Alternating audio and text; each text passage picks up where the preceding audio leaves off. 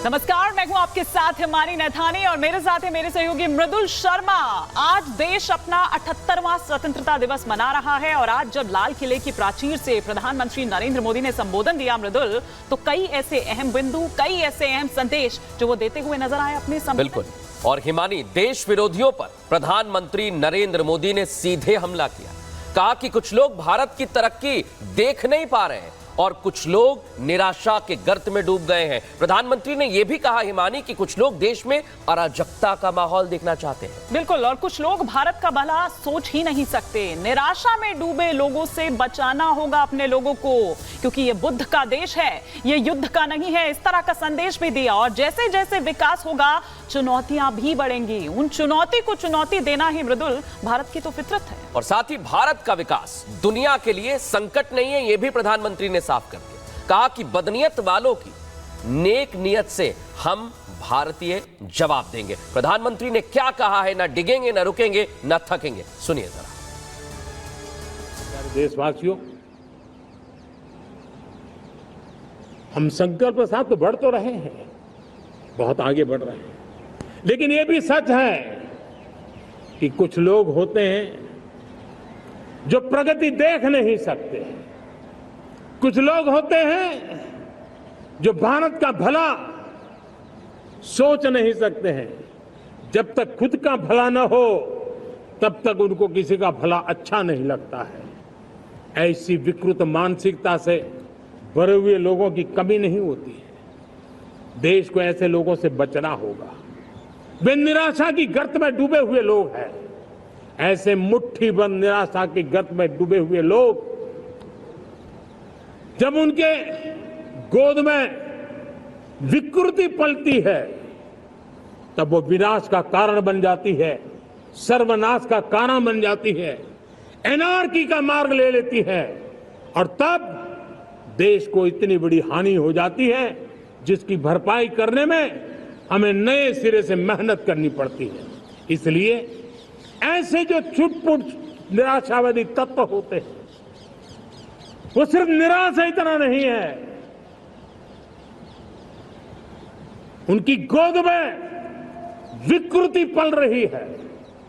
ये विकृति विनाश के, सर्वनाश के सपने देख रही है, ताने बाने जोड़ने की प्रयासों में लगी हुई है। देश को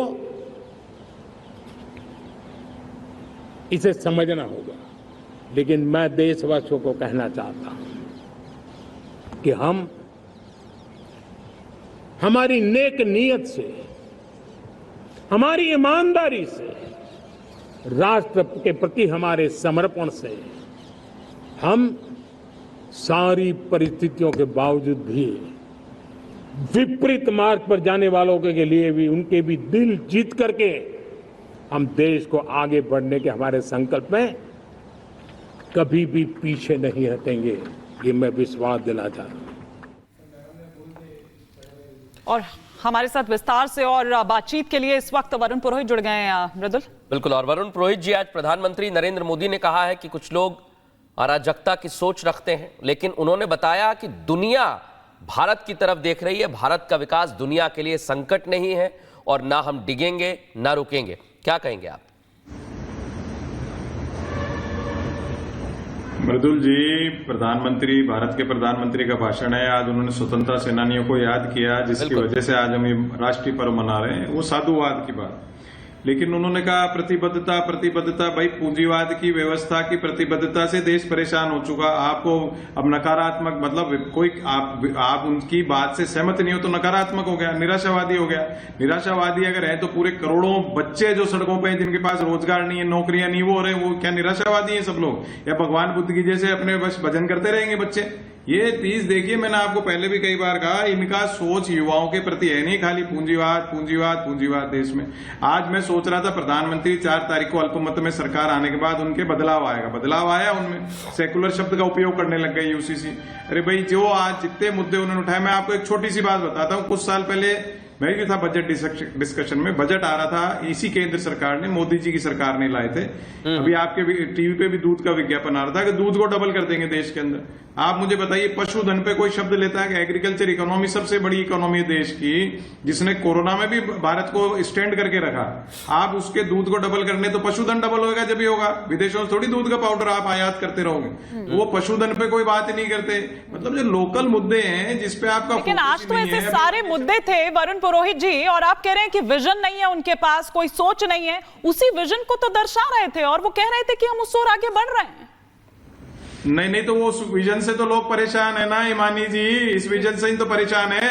इस विजन में ही तो बदलाव जरूरी है। एक विजन और दिखाया है वरुण जी, एक विजन और दिखाया है। मैं दर्शकों को बता दूं कि आज प्रधानमंत्री नरेंद्र मोदी ने भ्रष्टाचार को दीमक बताया, और भ्रष्टाचार देश में दीमक की तरह है। हिमानी ये भी कहा कि कुछ लोग भ्रष्टाचार का महिमा मंडन करते हैं, और इन भ्रष्टाचारियों से निपटना जरूरी है। भ्रष्टाचारियों के लिए भय का वातावरण बनाएंगे, ये साफ तौर पर प्रधानमंत्री ने अपने संबोधन में कहा। हमारे देश में सुप्रीम कोर्ट ने बार बार यूनिफॉर्म सिविल कोड को लेकर जो चर्चा की है, अनेक बार आदेश दिए हैं, क्योंकि देश का एक बहुत बड़ा वर्ग मानता है, और उसमें सच्चाई भी है, कि जिस सिविल कोड को हम लेकर के जी रहे हैं, वो सिविल कोड सचमुच में तो एक प्रकार का कम्युनल सिविल कोड है, भेदभाव करने वाला सिविल कोड है। ऐसे सिविल कोड से जब संविधान के 75 वर्ष मना रहे हैं, और संविधान की भावना भी जो हमें कहती है करने के लिए, देश की सुप्रीम कोर्ट भी हमें कहती है करने के लिए, और तब जो संविधान निर्माताओं का सपना था, उस सपने को पूरा करना हम सबका दायित्व है। और मैं मानता हूं इस गंभीर विषय पर देश में चर्चा हो, व्यापक चर्चा हो, हर कोई अपने विचारों को लेकर के आए, और उन कानूनों को,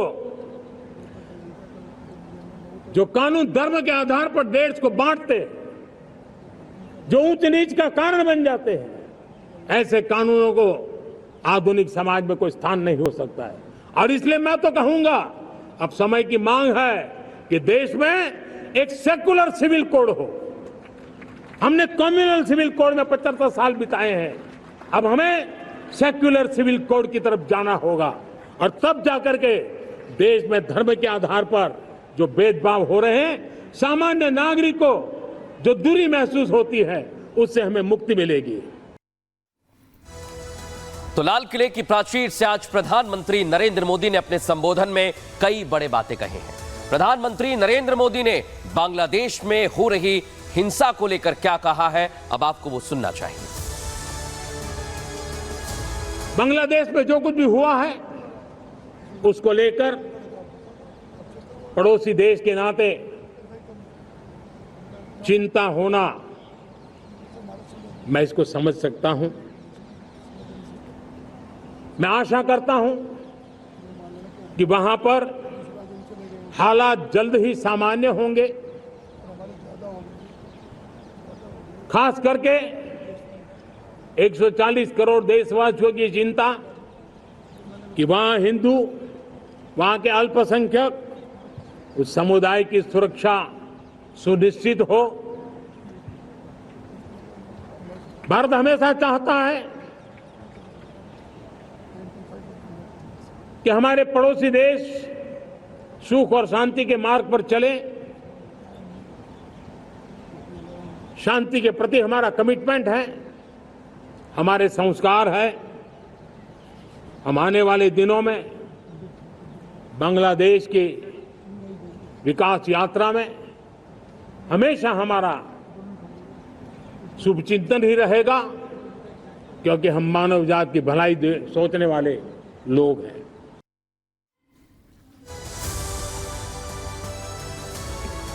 इसके अलावा आपको बता दें कि प्रधानमंत्री नरेंद्र मोदी ने अपने संबोधन में महिला अपराध का भी जिक्र किया और बताया कि किस तरह से जो महिलाओं पर अत्याचार हो रहे हैं, उस पर जो पूरा देश है वो किस तरह से आक्रोशित है।